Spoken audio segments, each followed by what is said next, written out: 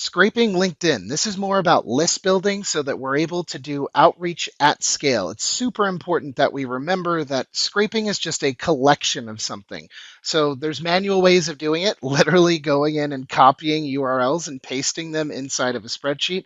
That would take forever. I'm not encouraging that.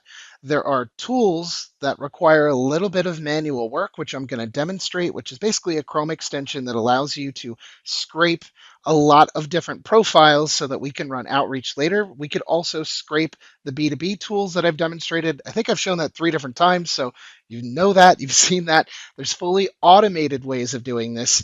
That is an entire different course, but I do want to at least focus on it briefly. From the standpoint of scraping and data collection, let's remember that there's always a workflow that goes from the very beginning all the way to getting it done. So first, of course, we need LinkedIn Premium or Sales Navigator. This cannot be done at scale with free LinkedIn. So if you are not interested in getting a paid LinkedIn account, then skip this and move on, because this will require you to eventually have greater amounts of views and potentially greater amounts of connection requests, which is not possible with the free version of LinkedIn. We will then go into segmentation, which is the defined clusters. Sometimes that takes the beginning, which is like the angle that we want to approach these people. Sometimes it's just focusing purely on the companies that we discover. It really just depends. And then there's always a tool setup. There's always like a process for getting that tool started and then working consistently through it. So we're going to go through some of that in the activity, but I wanted to hit once more, there always is an angle or approach which will eventually affect the way that you are describing, hey, I found you this way, or I have discovered your company this way. So it's really important that we make sure that we're saving these different lists of people via an angle in mind. So for companies that were recently funded, that's the angle. For companies that were in the news because of some crazy big announcement, that's the angle. It could be event speakers, it could be just regular search and discovery, like I've shown, of how to find different companies. Maybe they have job listings, which has a little bit more of a sense of urgency as opposed to some of the other methodologies. Either way, this helps with shaping the naming structure that when we do save these lists, we have the ability to recognize, like, oh, that's the angle that I took there, which will shape the outreach and the merge fields that we're using. And then maybe we're adding in an industry angle if you're targeting different industries, or even a location angle. And this will allow you to look at different lists and instantly know, like, oh, that's that list. If you just name it list one, list two, list three, you are going to get massively confused, and everything is probably going to be a lot harder in the long run. So please just bear in mind it's important to stay organized. So this is one of those examples of a really cool automated way of grabbing lots of different profiles that could be either interesting for outreach to network with, or interesting to potentially say, hey, I'm looking for a job. You have an awesome profile within an awesome company. I've linked inside of this. Now it's using a couple of different tools strung together. I think it's fantastic. And it's a little more advanced than 90% of the people taking this course are interested in doing.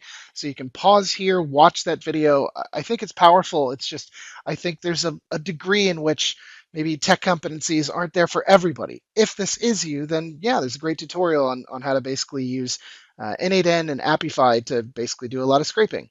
Now, when I first got started doing a lot of scraping within LinkedIn, I was using tools like Texow and Phantom Buster. I think a lot of those are kind of dead use cases because there's so many more advanced ways of doing this. And that's why I, again, linked to an N8N tutorial of how to go about scraping these exact things almost with zero effort.